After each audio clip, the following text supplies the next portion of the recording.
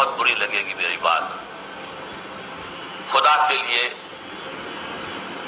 اس یقین کے ساتھ میری بات سنیے کہ میں کسی کی دل آزاری کے لیے نہیں کہہ رہا ہوں، ایک دینی فریضہ سمجھ کر کہہ رہا ہوں۔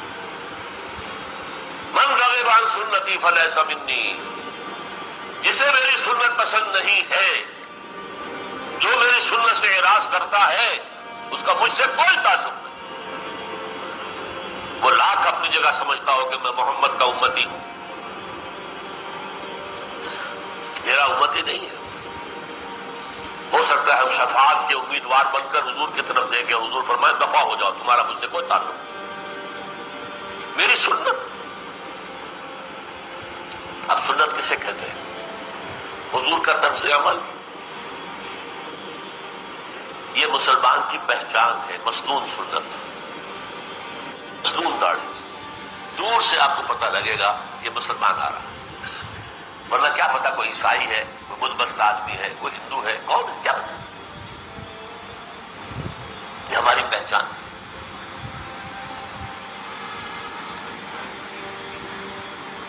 من رغب عن سنتی فلیس منی، غور کر لیجئے، ہم نے کسی کی سنت کو چھوڑ کر کسی کی اختیار بھی تو کی ہے، حضور کی سنت چھوڑ کر کرزن کی سنت اختیار کی کہ نہیں؟ کسی نہ کسی کا تو راستہ آپ اپنائیں گے۔ داڑھی بڑھانا کب سے شروع ہوا؟ جب کرزن صاحب تشریف لائے تھے انگریز کی پیروی میں،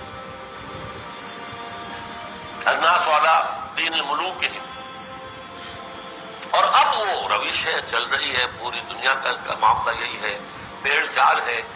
میں نہیں سمجھتا آپ میں سے کوئی ایک آدمی بھی ایسا ہو جس نے سوچ سمجھ کر حضور کی سنت ترک کر کے اور داڑھی بڑھانی شروع کی، نہیں، رواج ہے بس۔